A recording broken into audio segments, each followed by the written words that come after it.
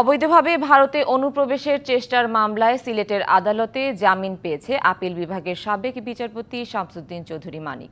সকালে সিলেটের chief judicial magistrate আদালতে জামিন মঞ্জুর করে, তবে আরও মামলা থাকায় তিনি মুক্তি পাচ্ছেন না। এর আগে সকালে নির্ধারিত সময়ে আগেই কড়া নিরাপত্তায় সাবেক বিচারপতিকে আদালতে হাজির করা হয়।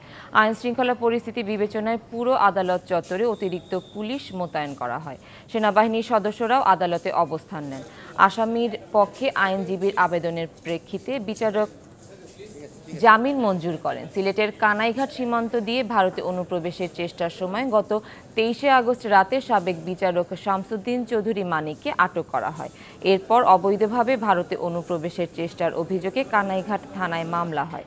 পরে তাকে আদালতে তোলা হয়। এরপর শারীরিক অসুস্থতার জন্য তাকে সিলেট ওসমানী মেডিকেল কলেজ হাসপাতালে ভর্তি করা হয়। অবৈধভাবে ভারত ভ্রমণের চেষ্টার অপরাধে এই মামলায় গ্রেপ্তার দেখিয়েছে। তার পক্ষে আইনজীবী তাহার জামিনের প্রার্থনা করে।